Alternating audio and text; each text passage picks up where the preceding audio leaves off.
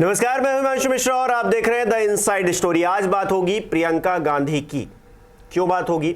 बात इसलिए होगी क्योंकि सोनिया गांधी बीमार चल रही हैं और इस बार उनके चुनाव लड़ने पर आशंका भी है कि वो लड़ेंगी भी कि नहीं लड़ेंगी। इस बात को लेकर एक अलग बातचीत चल रही है। दूसरी तरफ राहुल गांधी संसद से बाहर हो चुके हैं, 2 साल की सजा हुई है उनको, और ऐसे में अब उनकी आगे की राजनीति कैसी होगी, किस तरह से बदलेगी, इस पर भी एक प्रश्न चिन्ह लग गया है। बची प्रियंका गांधी, जिन्होंने राजनीति में कदम तो रखा है लेकिन चुनाव अभी तक नहीं लड़ा है। तो अब क्या सक्रिय तौर पर प्रियंका गांधी नजर आने वाली हैं गांधी परिवार की तरफ से?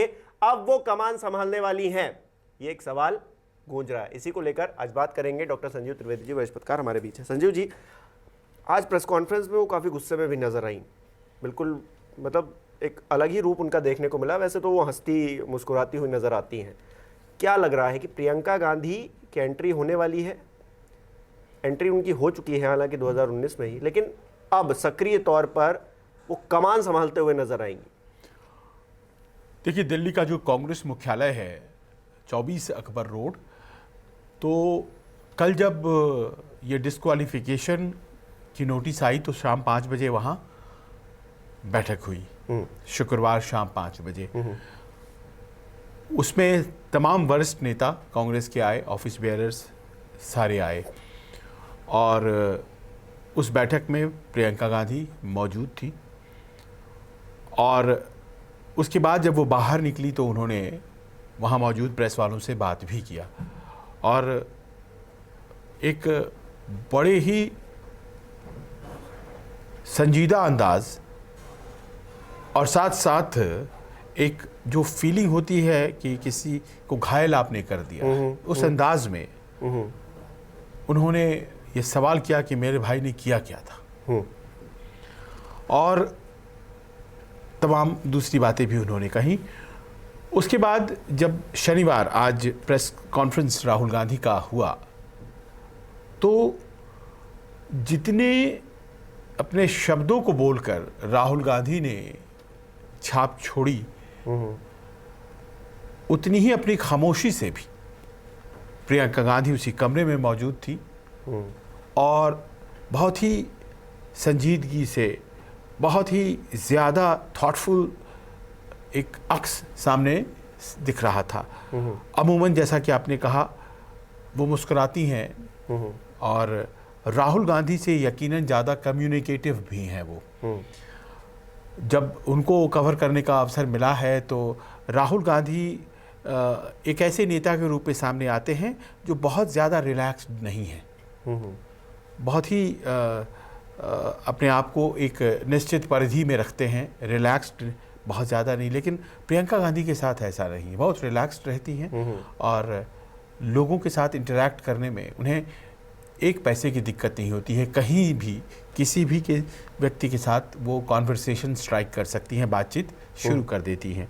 पर आज ये मैंने देखा कि बहुत ही ज़्यादा गंभीर, बहुत ही ज़्यादा एक हर्ट फीलिंग उनके चेहरे पर थी, अ सेंस ऑफ हर्ट, एक घायल होने की, एक दुखी हो जाने की एक जो भावना थी, वो भाव थे उनके चेहरे पर दिख रहे थे। अब इसको आप इस संदर्भ में देखिए कि अपनी अपनी वजहों से, जैसा आपने बताया, सोनिया गांधी और राहुल गांधी ये दोनों राजनीति के उस पड़ाव पर हैं जहां उनकी कांग्रेस की राजनीति को 100% कंट्रीब्यूशन जो है वो बाधित हो रही है। अपनी अपनी वजह हैं। और ऐसे में जबकि कोई उस जगह को, वैक्यूम को भरने के लिए, ये कांग्रेस की दिक्कत है कि कोई गांधी परिवार के बाहर का नेता वैसा कोई स्पष्ट तौर पर दिख नहीं रहा है जो कि सर्वमान्य हो। हालांकि खड़गे साहब हैं, अध्यक्ष हैं वो, मैंने कहा सर्वमान्य। देखिए, उनके खिलाफ तो थरूर साहब ही खड़े। हाँ, और एक बात, वो कमजोरी भी है गांधी परिवार कांग्रेस की और वही मजबूती का फैक्टर भी है। मैं नारेबाजियों में आज जो चल रही थी उसमें कहीं किसी और व्यक्ति का नाम या परिवार का नाम या कोई ऐसे नेता का नाम सुना भी नहीं।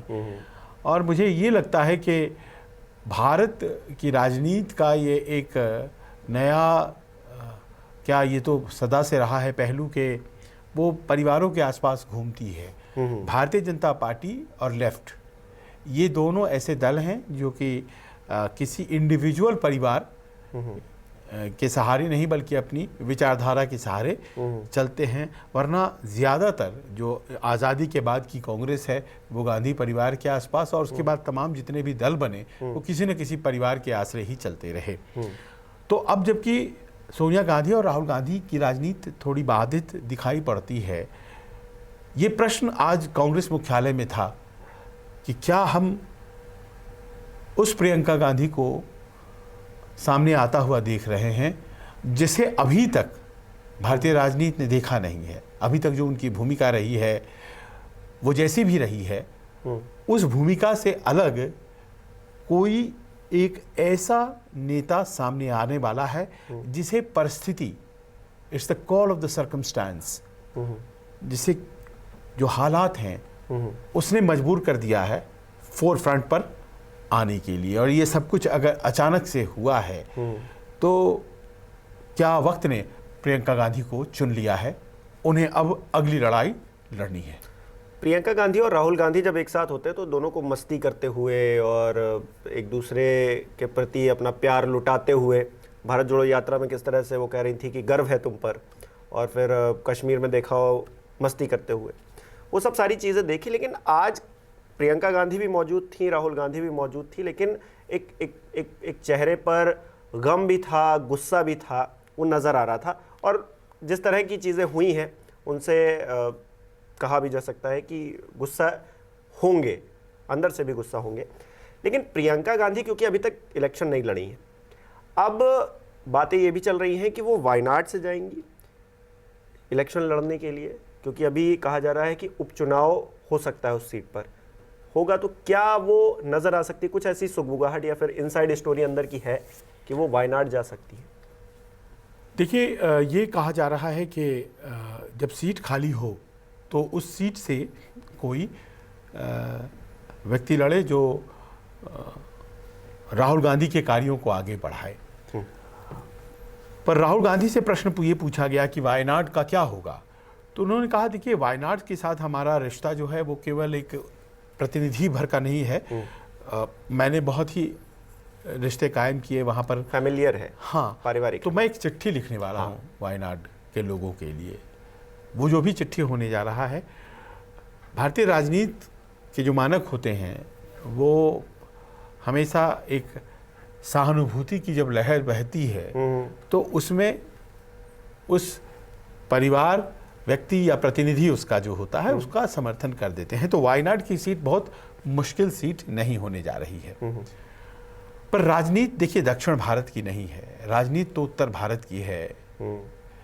कांग्रेस के लिए जो मुश्किल राजनीति है, दक्षिण में तो वो कहीं ना कहीं अपना पांव जमाने में सफल रहे हैं। कांग्रेस कर्नाटक में मुख्य विपक्ष है, केरल में मुख्य विपक्ष है, तमिलनाडु में सरकार में है, तो इस तरह से उसे पैर जमाने का, अब देखिए तेलंगाना में भी मुख्य विपक्ष है, तो उसे जमाने का मौका तो मिलता रहा है। लेकिन उत्तर भारत की जो राजनीति है वो सधी नहीं है, और इसीलिए दोनों ने तय किया था कि राहुल गांधी दक्षिण चले गए थे और प्रियंका गांधी उत्तर प्रदेश को संभाल रही थी। कहा तो ये जा रहा था कि सोनिया की सीट से हो सकता है वो लड़े, तो वो उसमें उन्हें सफलता नहीं मिली है उत्तर की राजनीति को समझकर अपने अनुकूल करने की। खासतौर पर उत्तर प्रदेश की वो प्रभारी महासचिव भी हैं, अभी तक उनको आशातीत सफलता नहीं मिली है। लेकिन जब से वो सक्रिय हुई हैं उत्तर प्रदेश में, राहुल गांधी की यात्राएं उत्तर प्रदेश की आप गिन लीजिए, उंगलियों पर गिनी जा सकती हैं। उन्होंने बिल्कुल ही छोड़ दिया और उन्होंने अपने आप को अक्रॉस द विंध्यास, विंध्य पर्वतमाला के उस पार की राजनीति में ज़्यादा महदूद कर लिया। प्रियंका गांधी बहुत ज़्यादा सक्रिय नजर आई हो ऐसा भी नहीं है, प्रियंका गांधी की यात्राएं भी हाथ पे गिनने लायक हैं। हाँ, उनको उत्तर प्रदेश में बहुत ज़्यादा सक्रिय हो, फिलहाल कोई चुनाव नहीं है और बहुत संगठन के लिए उन्होंने कोई भूमिका निभाई हो ऐसा भी नहीं है। पर ये जो अचानक घटना घटी है इसको व्यक्तिगत रूप से गांधी परिवार ने लिया है। इसके मायने हैं भी या भारतीय लोगों के, भारतीय जनता के लिए या नहीं है, ये तो वक्त बताएगा। पर मैं ये सेंस कर पा रहा था कि उन्होंने एक पर्सनल प्राइड को जब कोई चोट पहुंचाता है, उस तरह का भाव दोनों के चेहरों पे था, सोनिया गांधी और राहुल गांधी। सोनिया गांधी ज़्यादा दुखी और प्रियंका गांधी ज़्यादा गुस्से में दिख रही थी। ये आपको मैं शुक्रवार शाम की बात बता रहा हूँ। एक sense of hurt Priyanka Gandhi में था, लेकिन वो जो एक दुखी होने की बात जो थी, वो सोनिया गांधी के चेहरे पर भाव साफ दिखाई पड़ रहे थे, क्योंकि अभी खतरा टला नहीं है। अगर अपर कोर्ट से रिलीफ नहीं मिलती है तो फिर गुंजाइश ये भी है कि जेल जाना पड़े। सब कह रहे हैं कि रिलीफ मिल जाएगी, और मिलती ही है प्रायः, लेकिन वो जब तक हासिल नहीं हो जाता है तब तक एक तनाव है।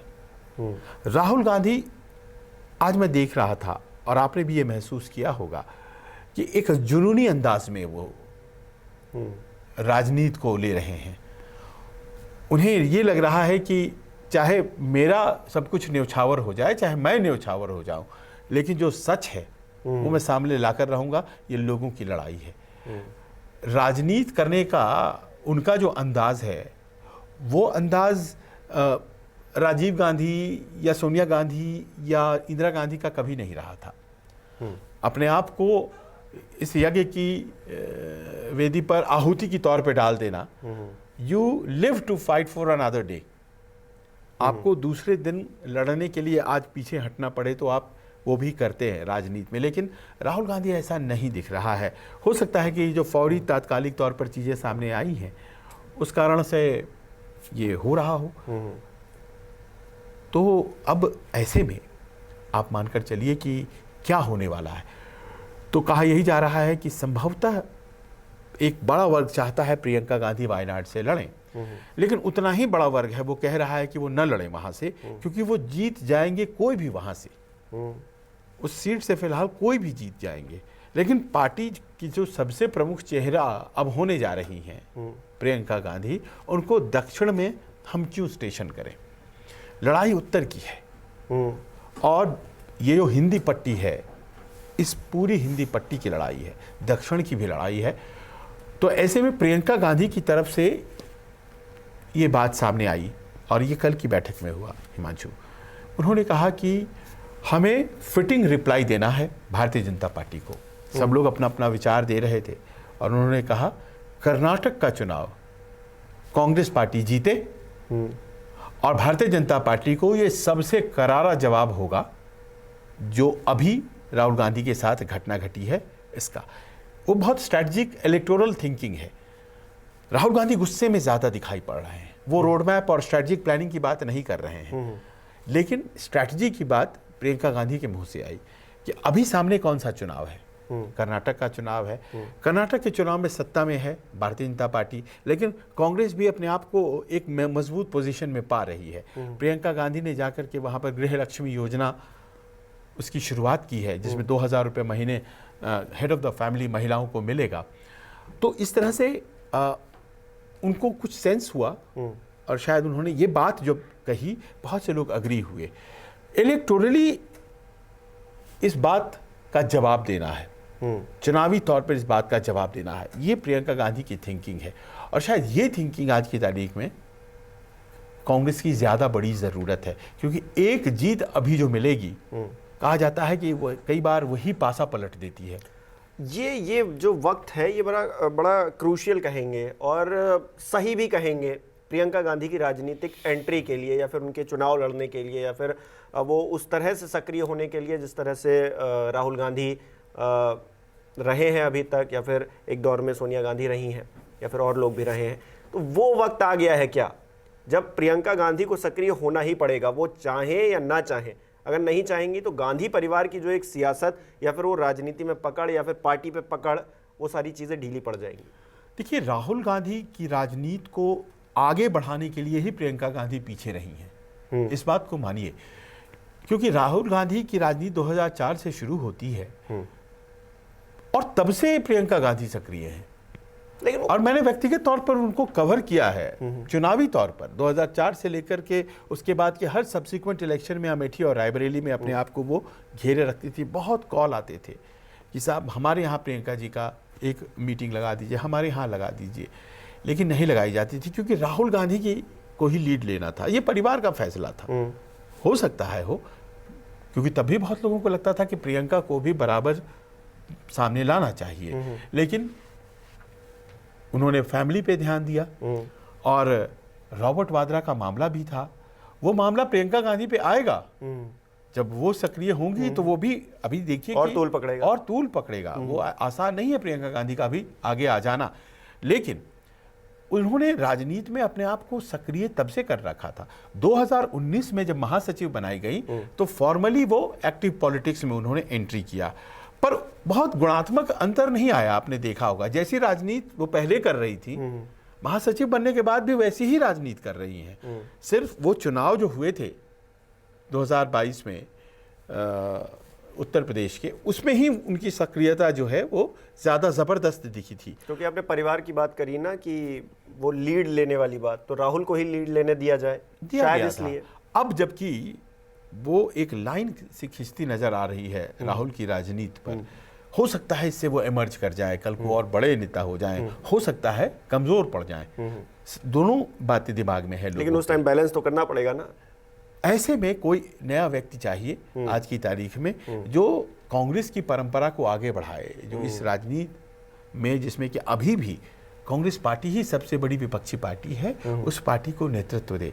सोनिया जी और राहुल गांधी शायद अब उस तरह से नहीं कर पाएंगे जो आज की तारीख में प्रियंका गांधी, जो पारिवारिक जिम्मेदारियों से भी फ्री हैं और पार्टी में पद भी रखती हैं, अब उनके आगे आने का वक्त है। तो शायद वो भले आपको वायनाड में लड़ती नहीं दिखाई पड़े, पर वो कर्नाटक में आपको लड़ती हुई दिखाई पड़ेगी।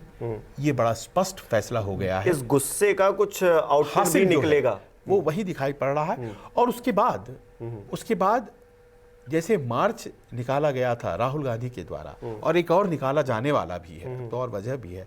प्रियंका गांधी के भी कई मार्चेस महिलाओं के बीच प्लान किए जा रहे हैं, क्योंकि महिला कर्नाटक बड़ा नाक का सवाल भी हो गया है, उस पर कभी और बात करेंगे, क्योंकि वहां से अध्यक्ष भी आ रहे हैं, वो है, और वहां पर डिमांड है प्रियंका गांधी को लेकर के। मैं कुछ कर्नाटक के नेताओं से मिला तो कह रहे थे कि हमें तो उनका कैंपेन चाहिए, हमें चाहिए। तो प्रियंका गांधी को लेकर के वहां पर एक उत्सुकता है। अब देखिए क्या होता है, लेकिन ये जरूर हो गया है कि इस पूरी घटनाक्रम का एक नतीजा निकला है कि प्रियंका गांधी जैसी अब तक थी वो वैसी अब नहीं रहेगी। वो एक मुखर प्रखर राजनीतिज्ञ के तौर पर भारतीय राजनीति में आएंगी। वो सफल होती हैं असफल होती हैं वक्त बताएगा, पर वो आपको और ज्यादा लड़ती हुई नजर आएंगी, ये इस घटना ने तय कर दिया। Priyanka is back.